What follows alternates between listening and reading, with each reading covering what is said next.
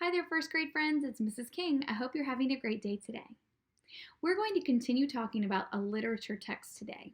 Remember that a literature text tells a story, and it has to be read in order, and it has a structure. It has characters, a setting, a problem, a solution, and a sequence of events, things that happen at the beginning, the middle, and the end of the text. We're going to be answering the question, how can I understand the story by using key details to describe the story? To do this, we're going to read a fantastic book. It might be one of my favorites. It's called Chrysanthemum. This book is written by Kevin Henkes. Let's take a look at our key vocabulary words that we're going to be looking for as we read this text. The first one is chrysanthemum. Now, we've already seen that word, haven't we? Sure we have. It's the title. I think there's more to it than just the title, though. I can't wait to read to find out. Our next word is dreadful. Wilted. And finally, unique. Let's take a look at our literature walk to help us remember what we need to do when we are reading a literature story. We look at our setting, where and when the story is taking place. The characters, who are they? What are they feeling? What are they doing? What are they saying? Then we look at the sequence of major events, the beginning, the middle, the end. First, next, then last. As we read, we're going to point out the characters and the settings. When we're finished, we'll go back and review those main events from first, next, then, and last. All right, so let's look at our front cover. We have our title, Chrysanthemum, and our author and illustrator is Kevin Henkes. Take a look at that beautiful front cover illustration. We have our back cover and our title page. Our title page reminds us that the name of the title is Chrysanthemum, and the author is Kevin Henkes. We also have another sneak peek illustration. The day she was born was the happiest day in her parents' lives. "She's perfect," said her mother. "Absolutely," said her father. And she was. She was absolutely perfect. "Her name must be everything she is," said her mother. "Her name must be absolutely perfect," said her father. And it was. Chrysanthemum. Her parents named her Chrysanthemum. Okay, we've met our first character. Her name is Chrysanthemum. We've also met her mother and father.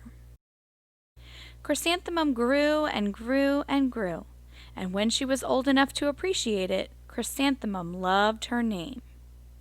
If you take a look at those illustrations, you see that we're mainly at home right now. That's going to be the first setting that we write on our chart.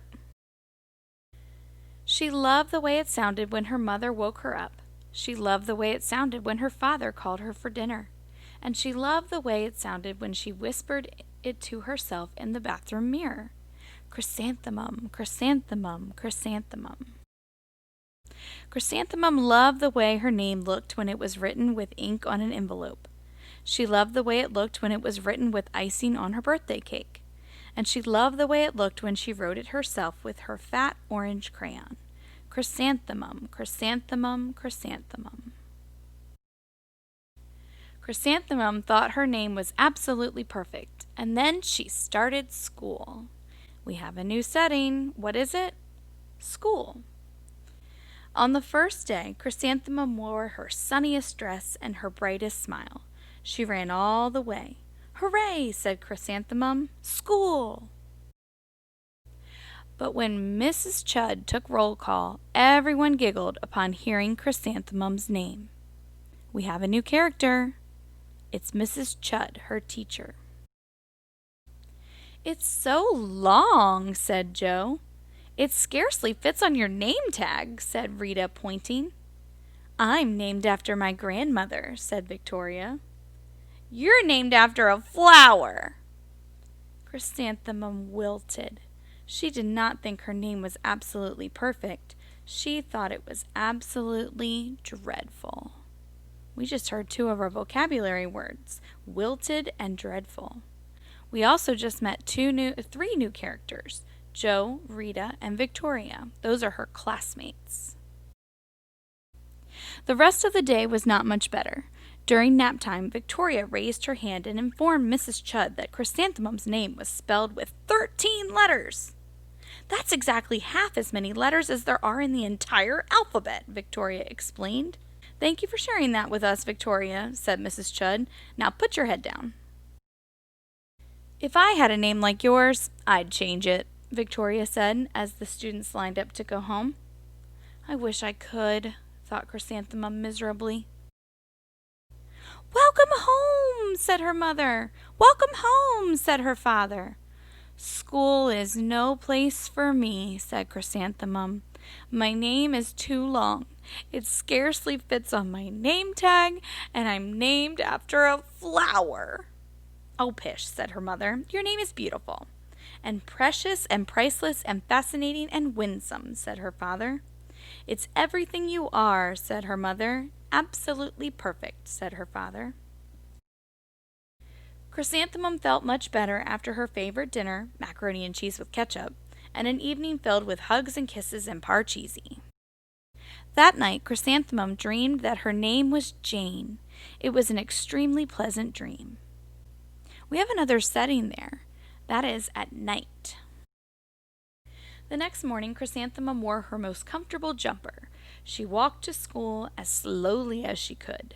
She dragged her feet in the dirt. Chrysanthemum, chrysanthemum, chrysanthemum, she wrote. She even looks like a flower, said Victoria, as Chrysanthemum entered the playground. Let's pick her, said Rita, pointing. Let's smell her, said Joe. Chrysanthemum wilted. She did not think her name was absolutely perfect. She thought it was absolutely dreadful. What's our new setting here, friends? Playground. The rest of the day was not much better. During nap time, Victoria raised her hand and said, A chrysanthemum is a flower. It lives in a garden with worms and other dirty things. Thank you for sharing that with us, Victoria, said Mrs. Chudd. Now put your head down. I just cannot believe your name, Victoria said as the students lined up to go home. Neither can I, thought Chrysanthemum miserably. Welcome home, said her mother. Welcome home, said her father. School is no place for me, said Chrysanthemum. They said I even look like a flower. They pretended to pick me and smell me. Oh, pish, said her mother. They're just jealous, and envious, and begrudging, and discontented, and jaundiced, said her father. Who wouldn't be jealous of a name like yours, said her mother. After all, it's absolutely perfect, said her father. Chrysanthemum felt a trifle better after her favorite dessert, chocolate cake with buttercream frosting, and another evening filled with hugs and kisses and parcheesi. That night, Chrysanthemum dreamed that she really was a chrysanthemum. She sprouted leaves and petals. Victoria picked her and plucked the leaves and petals one by one until there was nothing left but a scrawny stem. It was the worst nightmare of Chrysanthemum's life.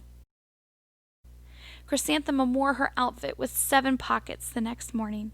She loaded the pockets with her most prized possessions and her good luck charms. Chrysanthemum took the longest route possible to school. She stopped and stared at each and every flower. Chrysanthemum, chrysanthemum, chrysanthemum, the flowers seemed to say.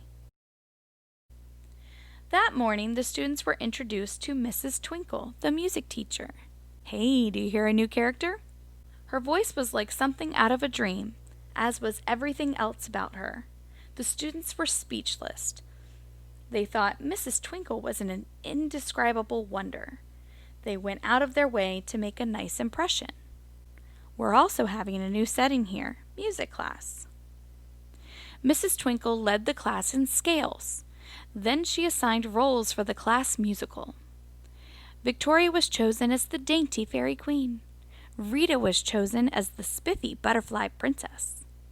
Joe was chosen as the all-important pixie messenger. And Chrysanthemum was chosen as a daisy. Chrysanthemum's a daisy, chrysanthemum's a daisy. Joe, Rita, and Victoria chanted, thinking it was wildly funny. Chrysanthemum wilted. She did not think her name was absolutely perfect. She thought it was absolutely dreadful.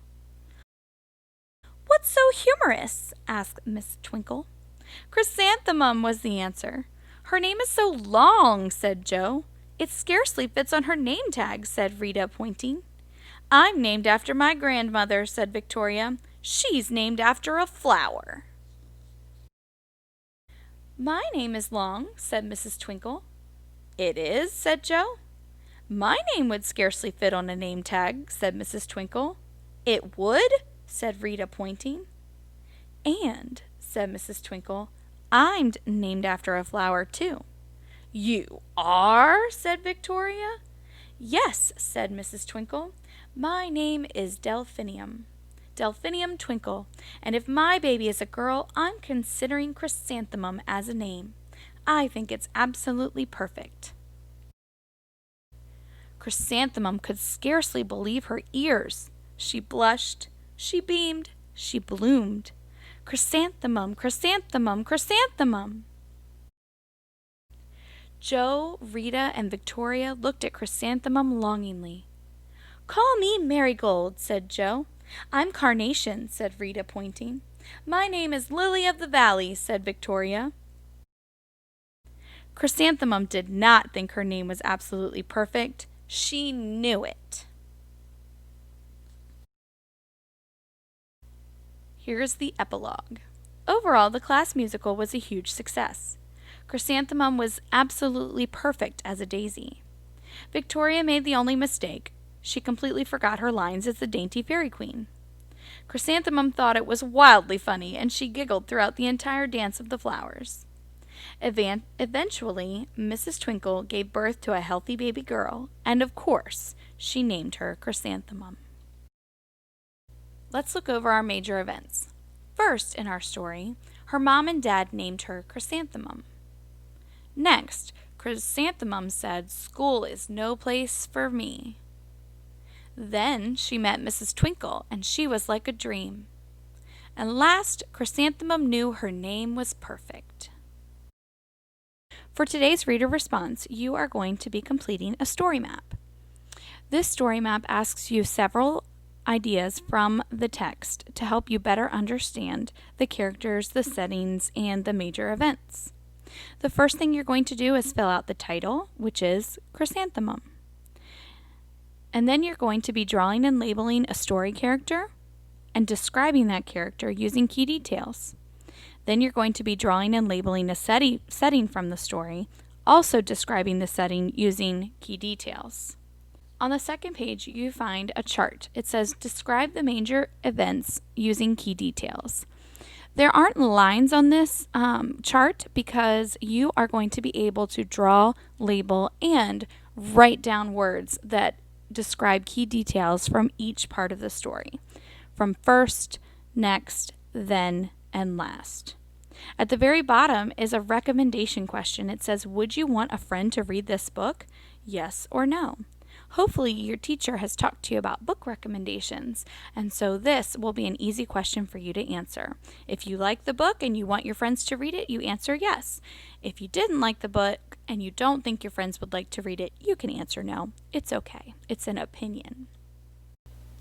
Okay, friends, Mrs. King is going to work through the story map with you a little bit. First of all, what is the first thing we do on our page? We write our name. Are you going to write Mrs. King? I hope not. That's not your name, that's my name. All right, the next thing we need to do is write the title of our book. Our title is Chrysanthemum.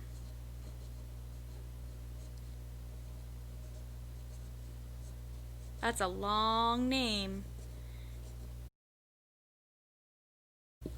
You can pause the video if you need more time to write the title. Okay, the next thing that we are going to do is draw and label a story character. Now you can choose any of the characters from the story. Let's review who they were. We had Chrysanthemum, we had Mom and Dad, we had Mrs. Chud, we had Joe, Rita, and Victoria, and then we had Mrs. Twinkle. I think I'm going to choose to draw Mrs. Twinkle. So now remember, I'm not exactly the best artist there is, but I'm going to do my best. Okay, so there's my Mrs. Twinkle. You'll notice Mrs. King just did the sketching. I encourage you to do your coloring too. I also need to label.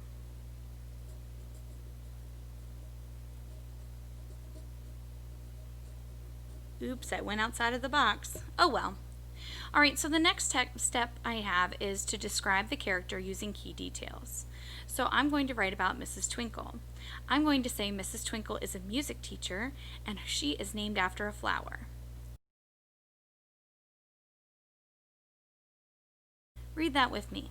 Mrs. Twinkle is a music teacher. She is named after a flower too.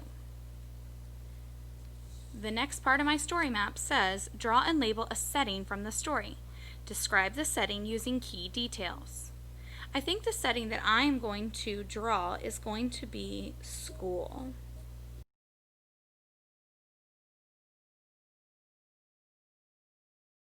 Okay, so now I need to describe the setting using key details. Okay, read that with me. There was a school. The students went to school. Great job. The next part, you can use the anchor chart to help you. It says describe the major events using key details.